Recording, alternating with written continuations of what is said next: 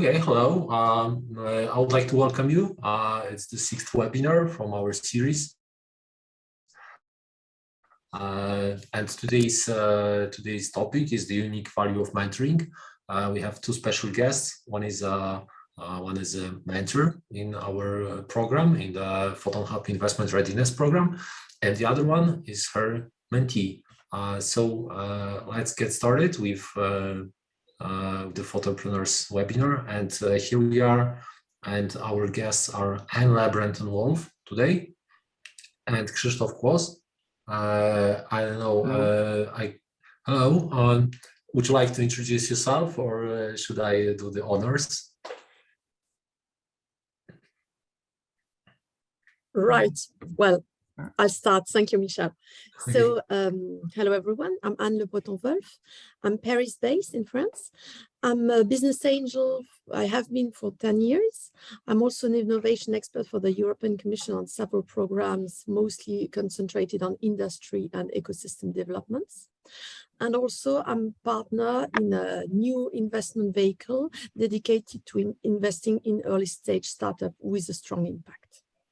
And I have had the pleasure to be a mentor for some startups in the PhotonHub program, including Photin.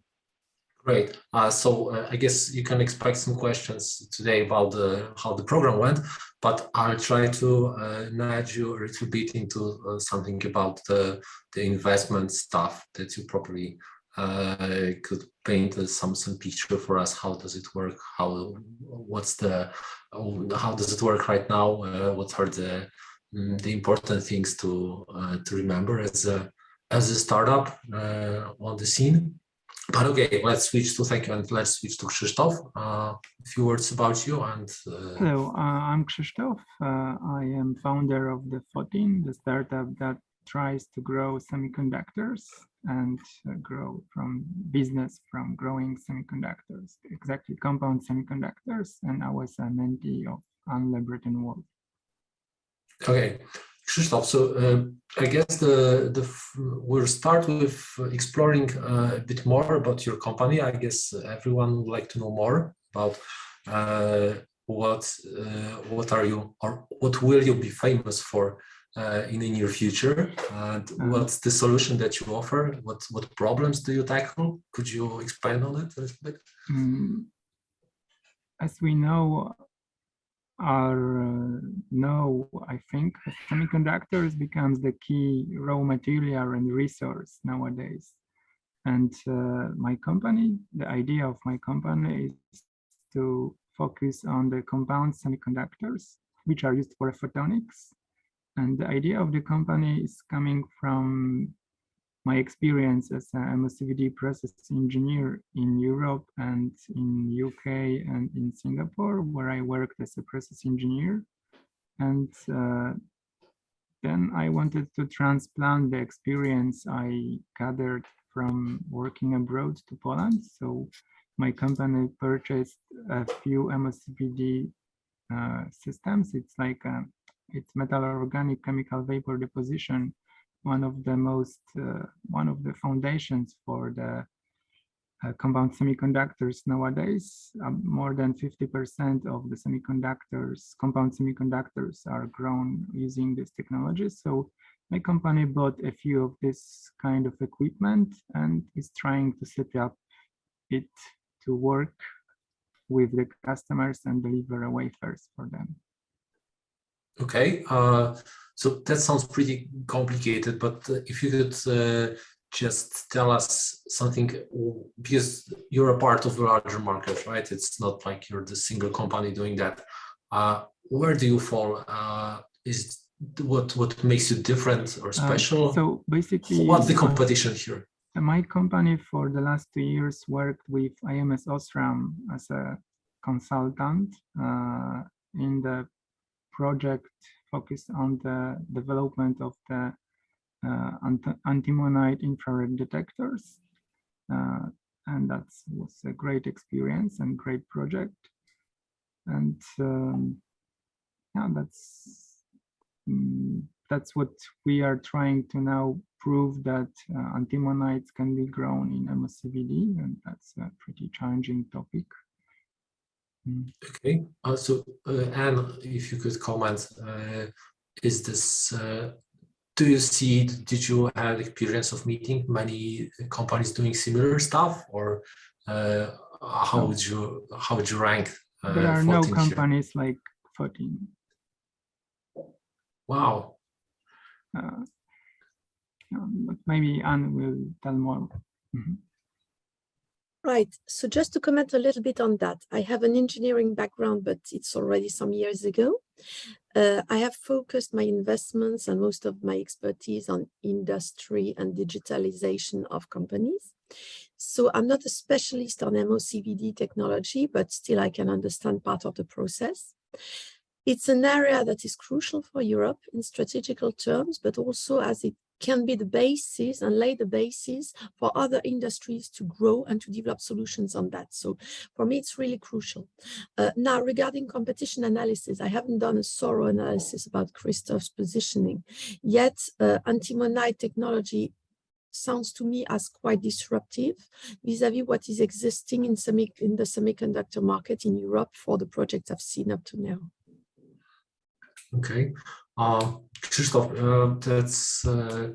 I think the question that it's super important, and I'm very interested myself.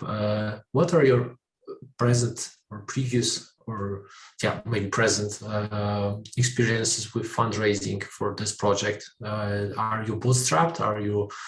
Have you raised some amount already, or are you in the process now? What's the story for you? The company was mainly bootstrapping. There was one key grant that came in a key difficult moment from IIT Manufacturing, which supported a purchase, transfer, and start of the reactor that was acquired from the Ulm University. And that was a big help in difficult time. But was it easy to get, or you have to work really hard for it? How would you rate it?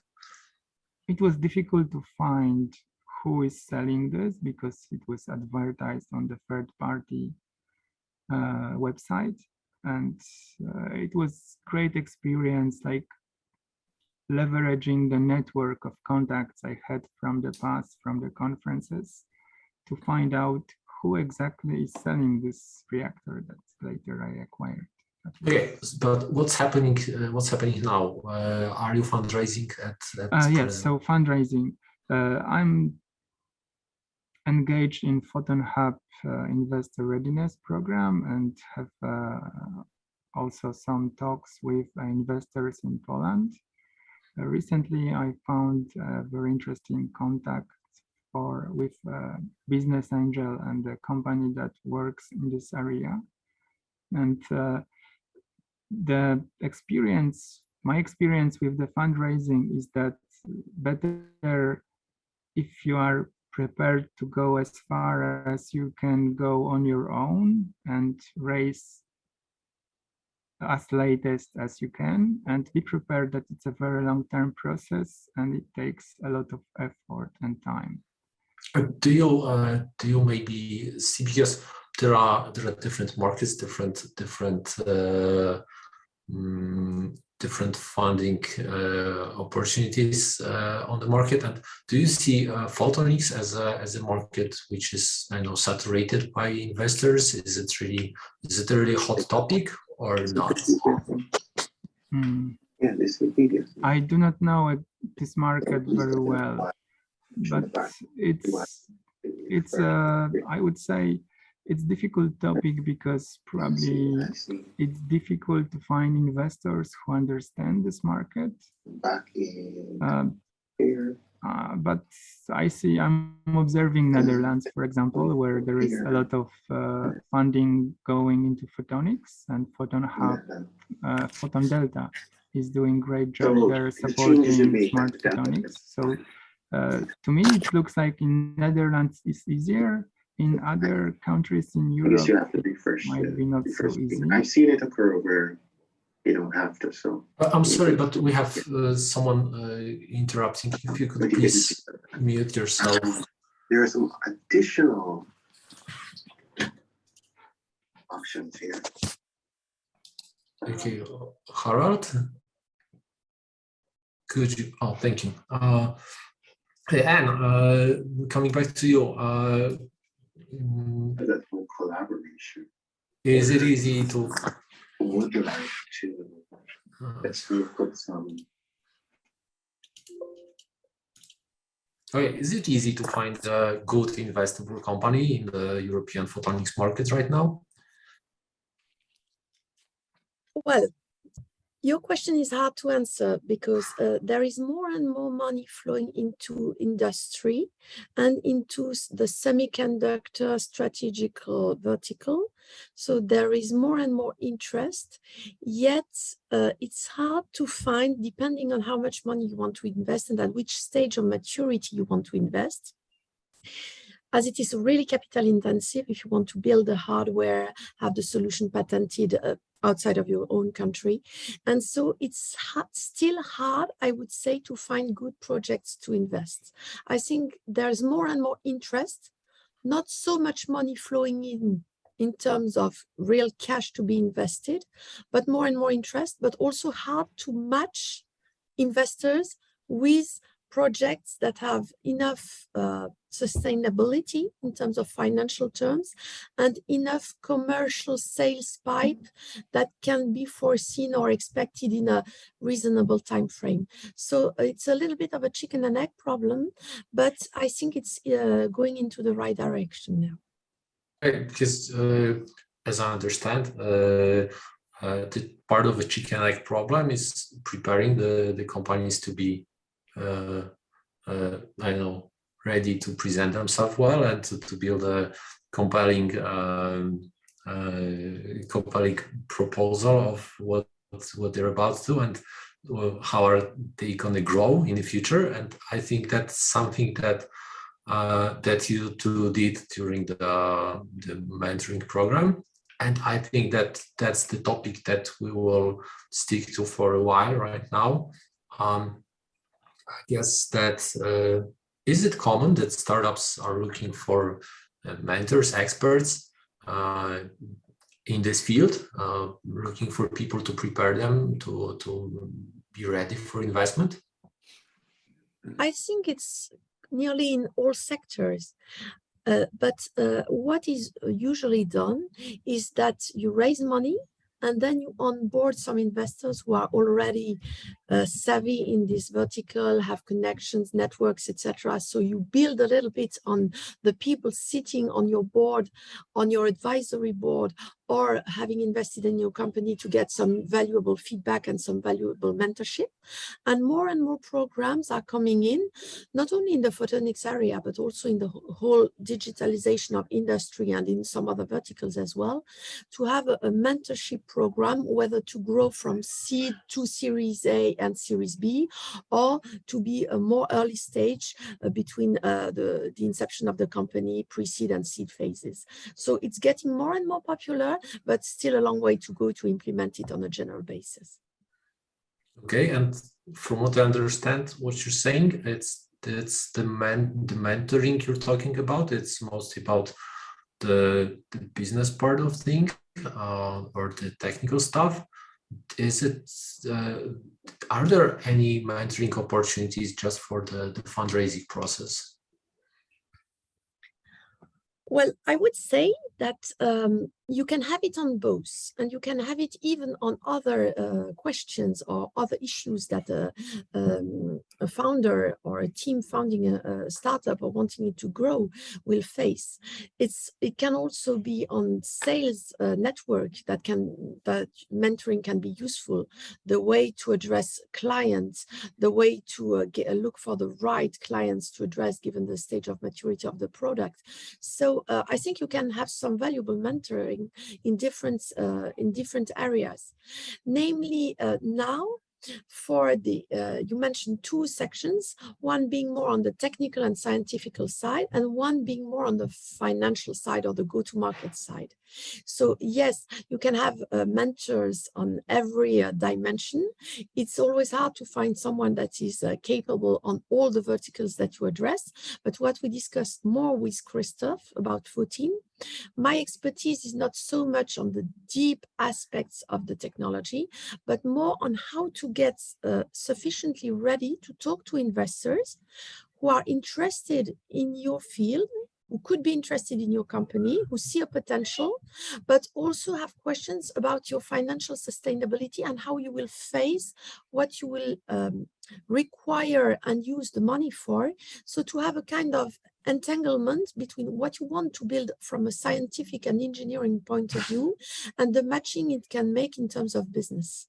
That's mostly what we have been discussing about. Okay, and like turning it into something that could be used by our viewers, if you could suggest to other startups, to other companies, what they should be looking for when thinking about a mentor that could help them?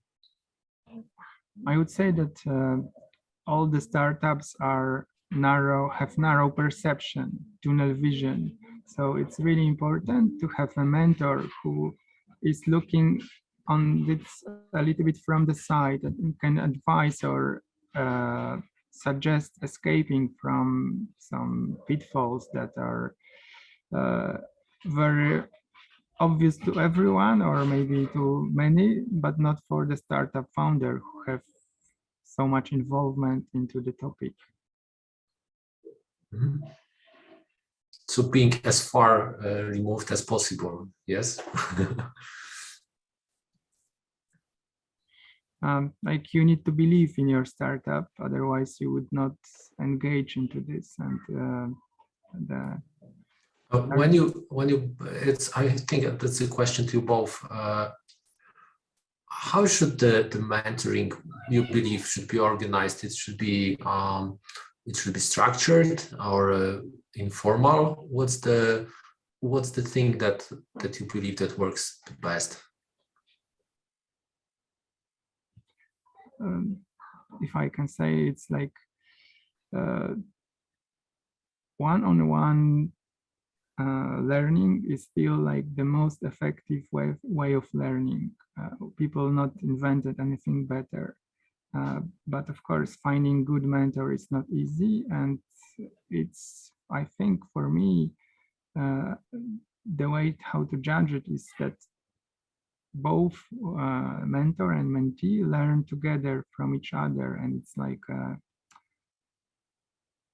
common learning process that is ongoing, and you can see it immediately when you discuss and you exchange ideas, trying to solve some riddles and puzzles.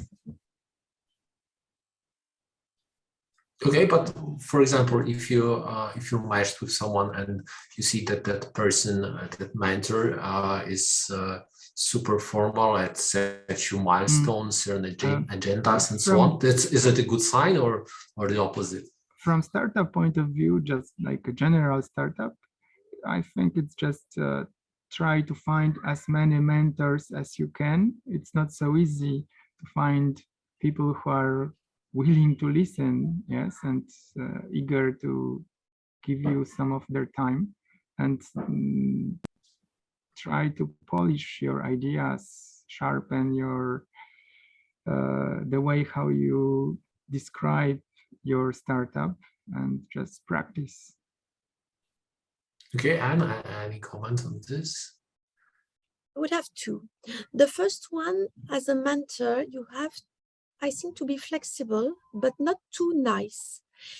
I mean, you have to be in a way that you challenge, because if you are too nice with the mentee, I don't think you are bringing enough added value. But on the other side, you think you have to be flexible and to adapt, because a startup, especially a startup that is starting its activity and starting its business, you cannot format it into a grid that would have been set up by an external consulting firm, and you just stick to that. That, I think, doesn't bring much value. It helps you not forget the main issues you have to deal with, but I think it stops there. But I would say that you have really to be in a challenging approach to see what value you can bring, and you can bring value on some axes, some issues, and you are less capable of bringing something intelligent on some others. So I would say just to focus on what you can bring from your expertise, from your experience. Mine would be to have funded quite a few industrial startups in my country and having seen quite a lot through the EU. And so to see what has been successful and what has been less successful in terms of way of raising funds, the way of presenting what you will do with the funds and what you will effectively do with the funds to scale up or at least grow your company. And that's what I've tried to bring in. Yes, I agree with Anne that good mentors ask hard questions and force you to think really hard. I get a question that's still in the back of my head. Anne, because you're an active investor and a mentor at the same time. Is it easy to like draw the line between those roles? Because I feel that sometimes you can, I don't know, pass some industry secrets. You're showing some part of the investor's kitchen to the startups. Is it easy to or all the knowledge you have is open and you're feeling free to share it with your mentees? I think it's really free, provided you do not go too deep into the numbers, into the names, and into the very secret technological sauce that you have seen elsewhere. But I think that's why Krystof mentioned it also in other words. You have to keep a little bit some distance so that you just do not have an open conversation. You think what value you can bring through your question and also what information you can pass along. But I think for me, at least, the real border not to cross is not to give names from other scene you have seen, and no technological secret sauce, and no real effective numbers you have seen elsewhere, at least recent numbers where you could deduct some things from that. But apart from that, the conversation can be really free because otherwise it's a bit too formal and you do not pass on some kind of expertise and feedback. So it's not worthwhile going into that as well. Krystof, while you were cooperating with Anne, were there any, did you found some limits like that when you asked her questions and she said, no, it's proprietary, I cannot share that? No, we've not had this kind of problems.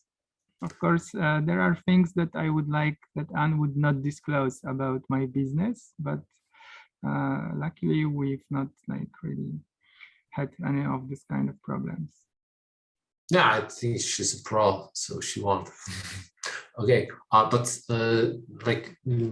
we're because you worked obviously together during the program, but I would like to turn time, come back a little bit in time, because before the program, Krystof, you were running the company, and one day you've heard about the opportunity that this program is. How it came to you? What's how you found out about this program and why you applied at all?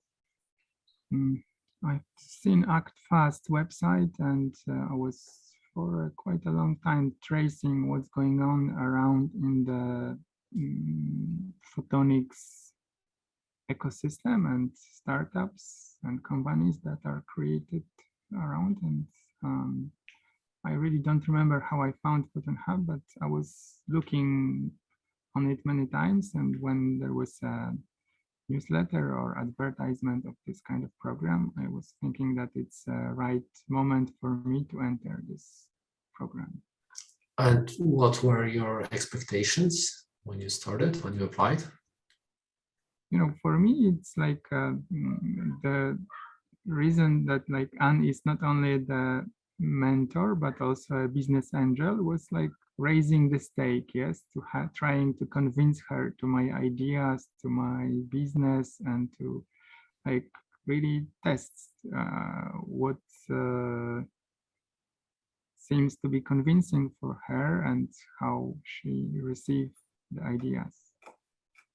Okay, I guess that's the question to both of you that I have. What was the most surprising thing that you learned during the program about yourself, each other? I was thinking I'm doing enough, but from Anne, I've learned that no, I need to go further and do more.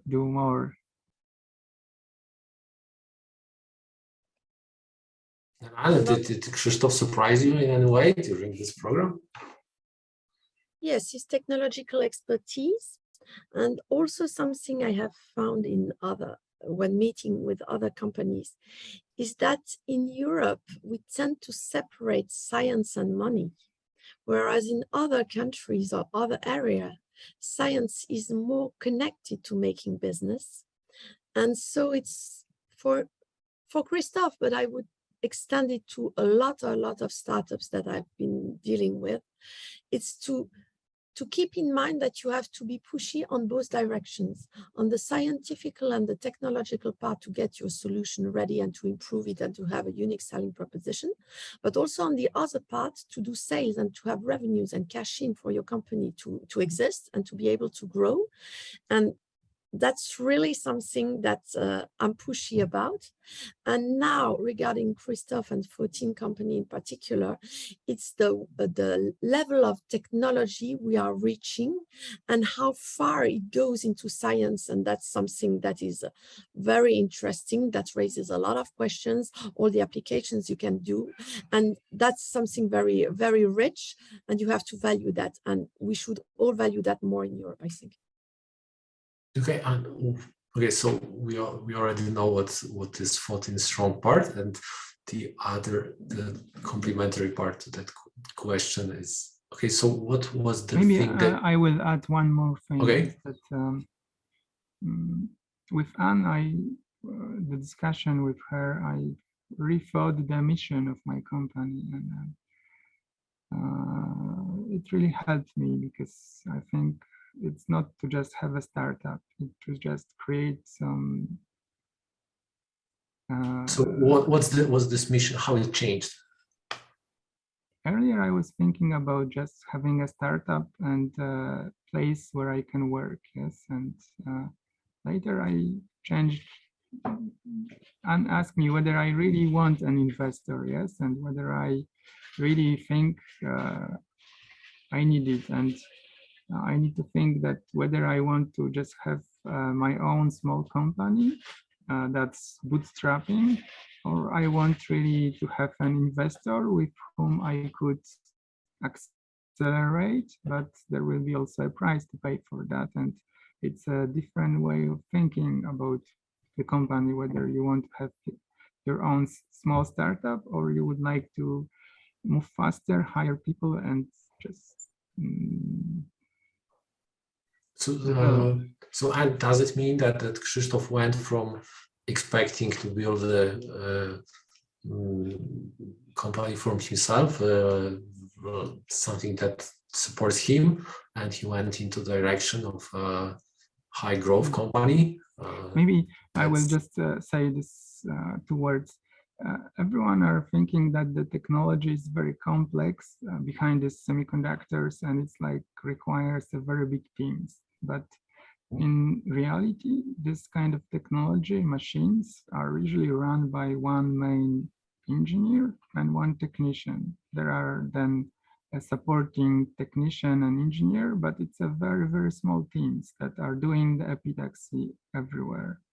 And then it's a big team needed to process, characterize, business development, searching customers. This is like all different levels, and that requires a lot of people. Yes, but the core technology, it do not require so many people there. Okay, so now you're ready for scaling the company, right? So you feel the need for it. I think I have enough hardware to scale up quickly. I would need more people, no doubt. Okay, and there was the question I wanted to ask. What was the thing that you worked the most intensively during the program? What took you the most time? What was your main focus? What needs to be presented and shown to investors that the company would look attractive and reasonable investment. And of course, like there is a saying that investors look on the team first and second idea at the seed level. But I think investors also think even at this stage about the market and like sales prospects. And if company can show that it has some sales traction, that's big help. Was it really this thing, Anne, or you had some other idea in mind for them? Well, the purpose of mentoring is just to suggest idea and to try also to help reflect about some others that could be possible. But the way it is meant, I think, is not to shift totally, but just to have some new passes that can emerge, and a way of doing things may be a little bit different. It's always Krystof's choice to go in one direction or another, but just to reflect upon what's possible. And also from my experience, what makes an investor be attracted by a proposition versus another. And what I would like to hear and to be convinced about, not only to hear, but to be convinced about, if I were to invest in his company, and what I expect him to propose in terms of value creation, in terms of a sales funnel, in terms of capital efficiency I can get from investing in his proposals. Because as an investor at this level of maturity of a startup, you know you are taking on quite a lot of risk. But what you want to see is if that it is worthwhile in terms of technology, and if there is somehow a good use that will be made of your money, giving it a good probability to have a good return in financial terms, in impact terms, but also if it can build the step that will help the startup build the further steps on the ladder. So for me, it's really this I have to feel in a company. And so when you mentor a startup, to bring the startup really to be in that mindset and to convince investor what they can get out of the company, and not only in financial terms, but also on a long-term perspective. Okay, and you mentored more than one company during this program. I won't ask you to compare Photin to the others, because I guess each one is unique and has their own challenges before them. But did you find the experience of mentoring a few different companies like similar? There were some similar traits that you saw, similar stuff, or it was completely unique from one to another? I would say it's 30%, 70%. 70% is startup specific, and 30% is issues you have to deal with, whichever startup you are. And that is more how the way you present yourself and the company to investors, the main issues about commercial sales pipe, the main things you have to achieve to reach a TRL level that can be enough to go to the market and to reach your first sales. So that's, I think, common to most of the ones that I've mentored, but that I have mentored, sorry. But there is also a huge part that is startup specific, depending on the level of maturity, depending on the personality of the founders, depending on the sector in which they are operating, etc., and depending on their own network. So I would say it's a mixture of both. Okay, and because that's the thing that the whole investment readiness program, it's kind of short. I guess there is just a few hours of interaction between mentor and mentee. And how would you recommend for the others to prepare to make the most out of that limited time? So what can be useful is to read. I had a 4-page document on which the main questions and the main sections were printed. So just to have a look. It has to be an open discussion, otherwise it's too general and you do not dig into the real problems. So I would advocate for something that is flexible. Now, regarding preparation, is if the startup has already identified an issue that is really crucial and that can be a hurdle for them to overcome to do a fundraising campaign, or it's a problem they haven't identified to be able to sell, etc., just to reflect upon that and bring it into the discussion so that it can also be part of the mentoring program. So I think it's useful to have a look at the framework to see whether you have some questions that come out of this reading, but also if you have identified a problem, not just to stick to the slides, but raise it as well. Krystof, did you find it hard to cram all your questions and issues into the limited time that you had here? Oh yes, that was no doubt a problem, that a few hours it's very difficult to use efficiently. Yeah, but this is like that's how it goes. Yes, you do not have infinite time for the things. Okay, but so I would say that prepare, just like that Anne said, every investor has its own kind of rules, focus, and if they have this few points, bullet points, what he's looking for and how he looks, then you need to read it and try to adapt and shape and try to adapt it to a certain investor as much as you can, because it will help you to quickly. How much time did you have to commit, like for each hour of work with mentor? How much kind of homework or did it left for you? What's the like total commitment that you had to do in the program to make the most of it?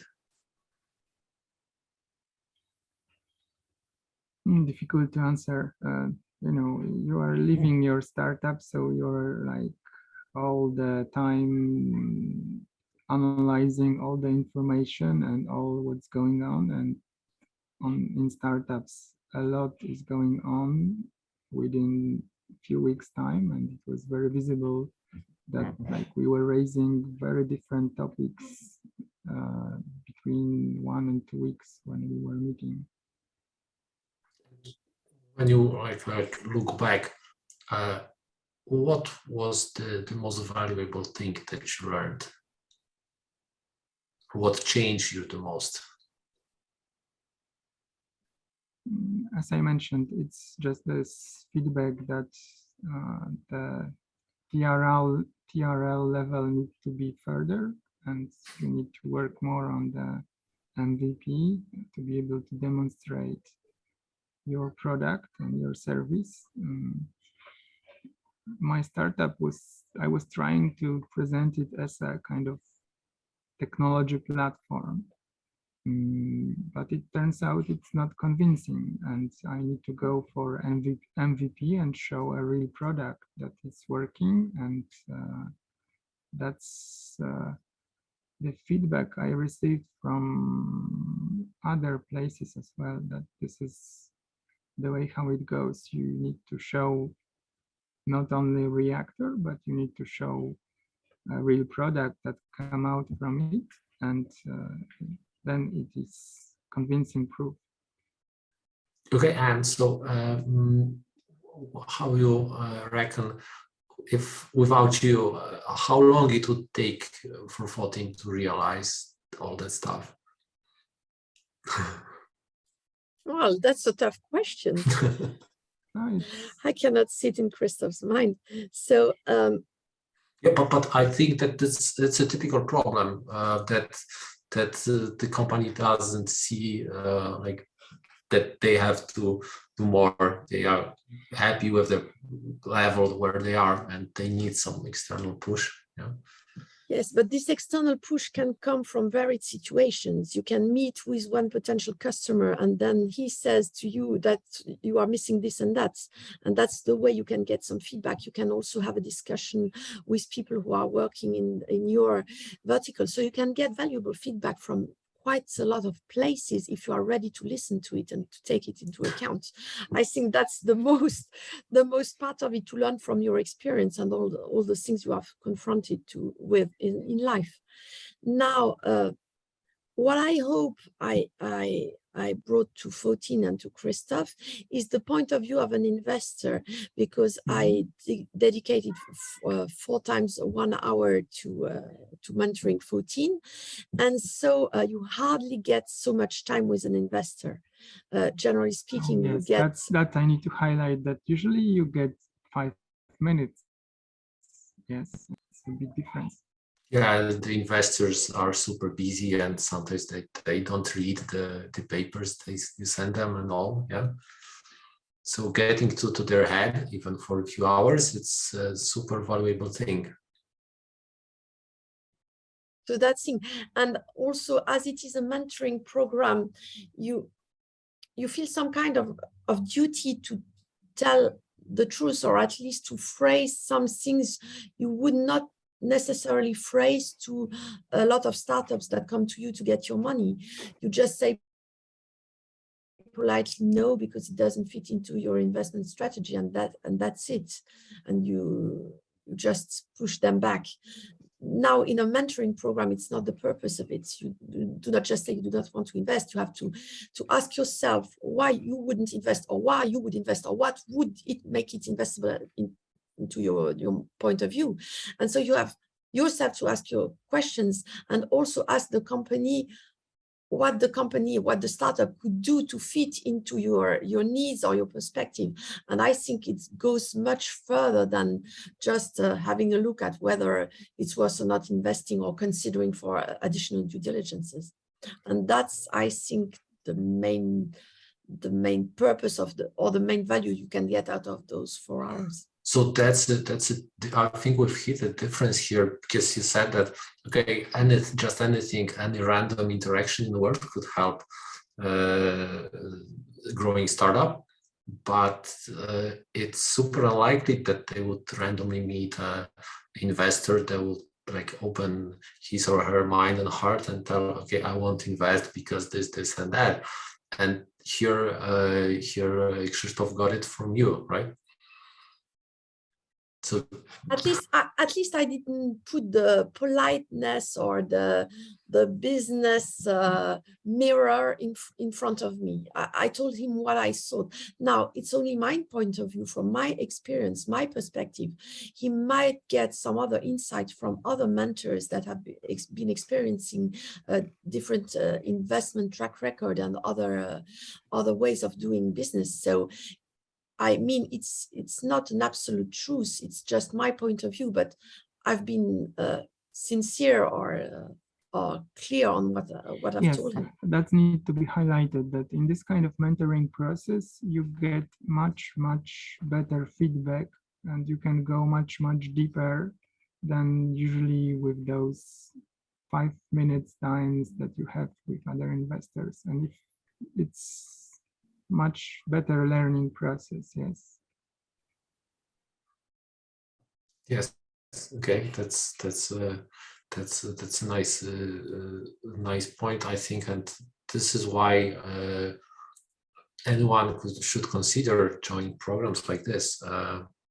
Is there anything else that you would like to recommend to the companies that would apply in the future for the next round of this program?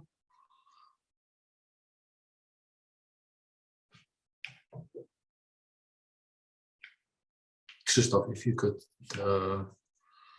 like give some advice to you from the past. Be prepared to listen, prepare, and spend as much time as you can on preparing to the meetings and think ahead what you would like to present, what you would like to show.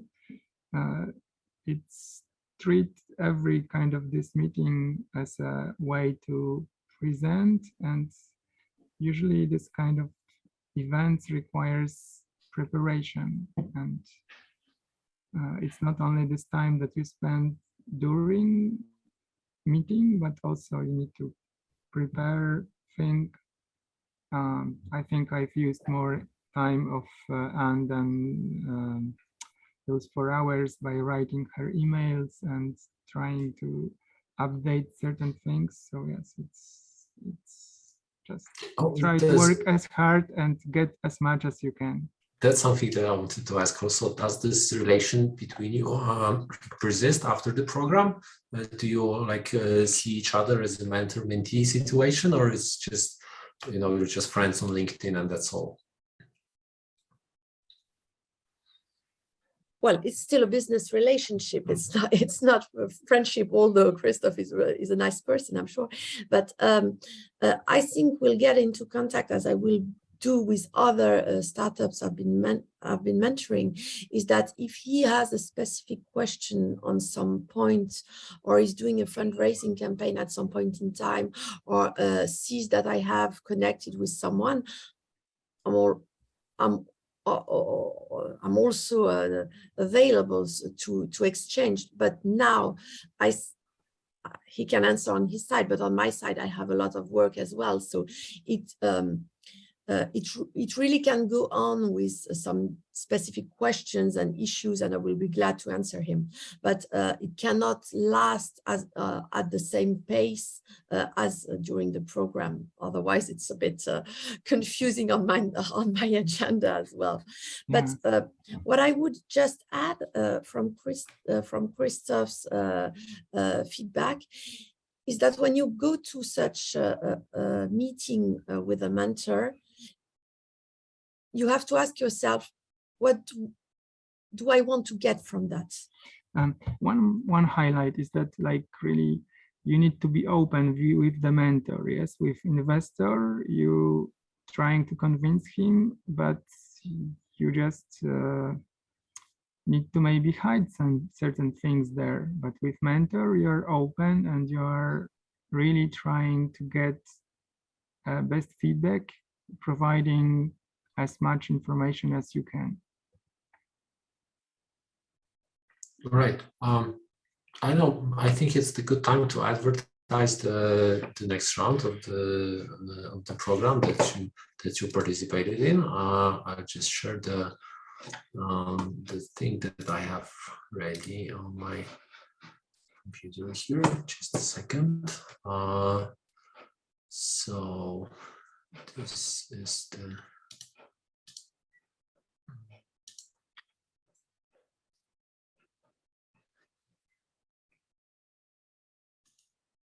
It's this one. I don't know if you see this.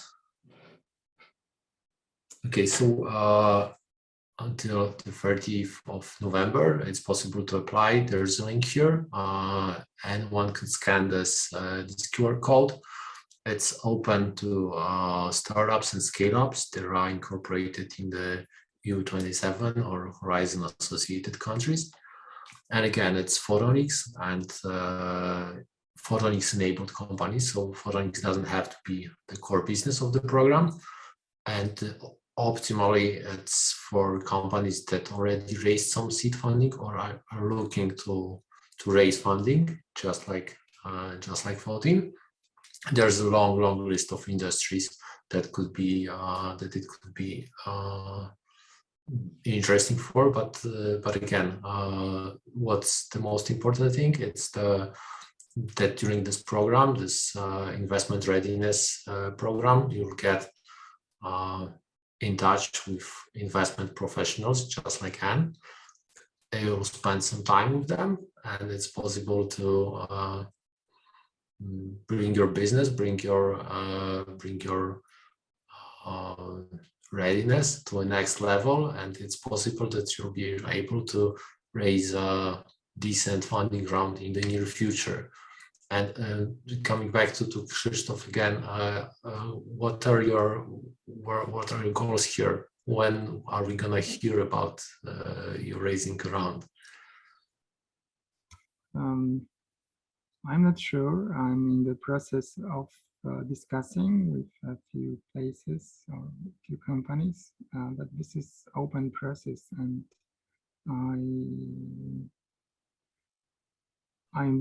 because I'm not like Anne, who she's seen this so many times, she can tell how long it will take. I don't know whether I would like to raise or not, or whether I will be working with the venture capital or with the business angel. This is still something open. Yeah, I'll be very happy to have you again on another episode of Photonpreneurs, maybe among other graduates of the program, to show your progress afterwards. So like, please remember to look out for our emails in the future, and maybe if you finally raise a funding round, just give us a shout out, and maybe we could we could talk about it again. I will not hesitate to let all know, and I will do that. Cool. I guess that's we're at the end here. I don't know if we explored all the issues among the way of the journey of the mentee in the program, in the mentoring program, and all the issues that pop up along the way. But I think it's a nice introduction to the mentoring process. And since we have the opportunity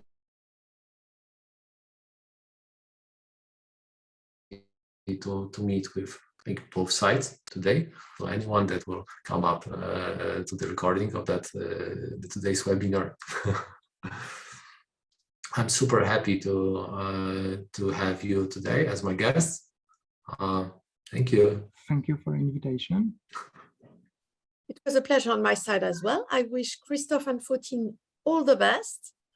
And I thank you also for having me onboarded on this PhotonHub program. Thank you. We're super delighted that you're a part of the program.